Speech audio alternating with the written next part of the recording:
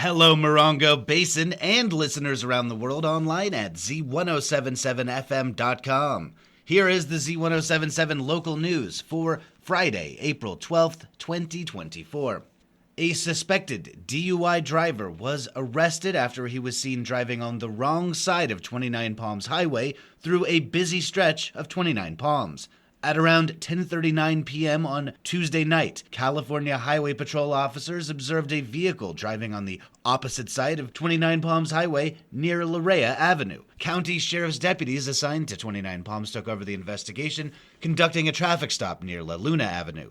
The driver of the vehicle, identified by deputies as Cheyenne Michaels, 27, admitted to having had an alcoholic beverage several hours prior.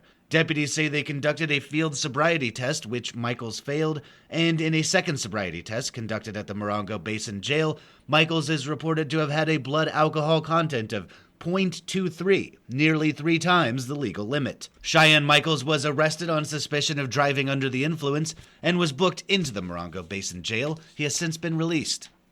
A pandemic-related funding gap for nonprofit Desert Arc has been filled, with an additional $50,000 being given to the organization by the county. San Bernardino County Board of Supervisors Chair and local 3rd District Representative Dawn Rao announced that the board approved her funding request for Desert Arc, an organization based in Palm Desert, but prominent in the Morongo Basin that provides opportunities for people with disabilities. Desert Arc's Yucca Valley facility serves nearly 100 individuals, and the group works county-wide to provide programs and services for adults with intellectual and developmental disabilities.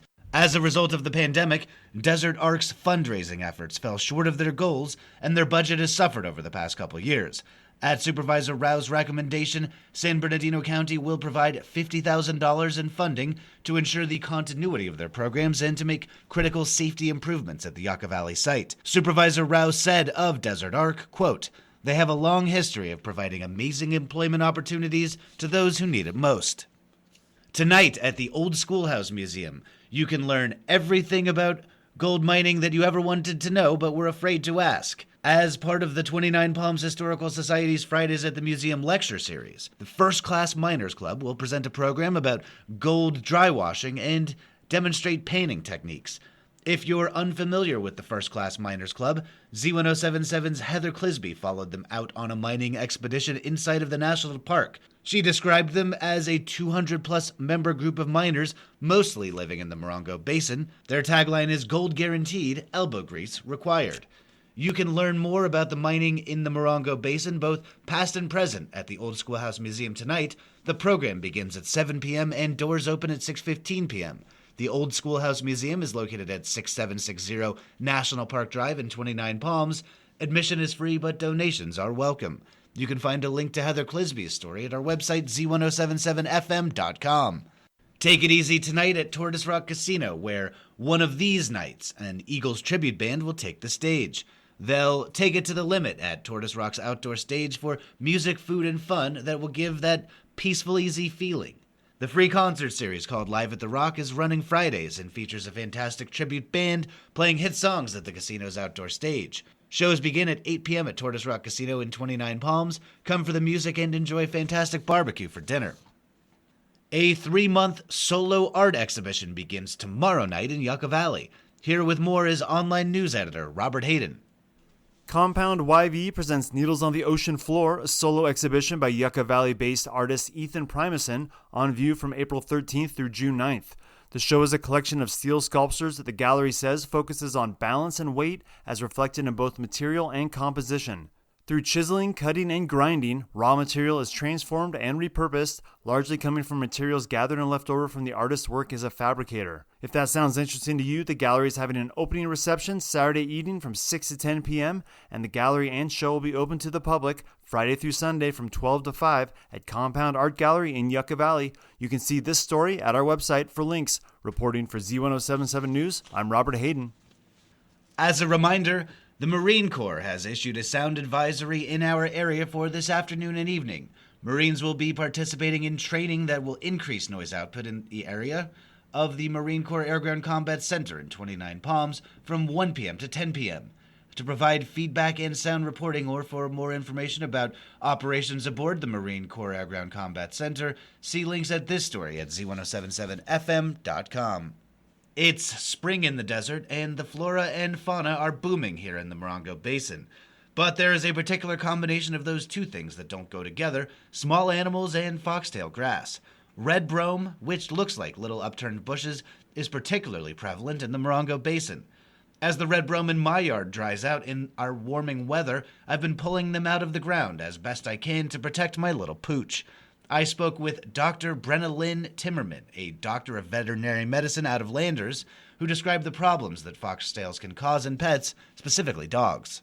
They've got coats and hair on their legs, so they can pick them up walking along. And that's the most common route of infection or problem for them, is that the animals pick them up in the skin and end up ingesting them from grooming. Sometimes it can embed in the skin and start to migrate up a leg or a paw mostly. Foxtails are here, and even if every property owner in the Morongo Basin removed them right now, they'd still flourish. What can a concerned dog owner do to protect their precious pup? The best thing you can do is check your pet after it's been outside. Go through the paws, go through the ears. Sometimes the butt cheeks tend to be a little extra hairy, and use that time to maybe groom or brush the dog too. And what should you do if you see a foxtail in your dog's fur? Most often you can dislodge it yourself, especially if it's gotten early on. If it goes a couple of days, then that's when we start to worry about it bedding in the skin. But you can still pull it and you're okay. If it does show signs of infection like heat, swelling, or redness, which you probably should go in for a vet. You can learn a lot more about foxtails, including how they can also injure desert tortoises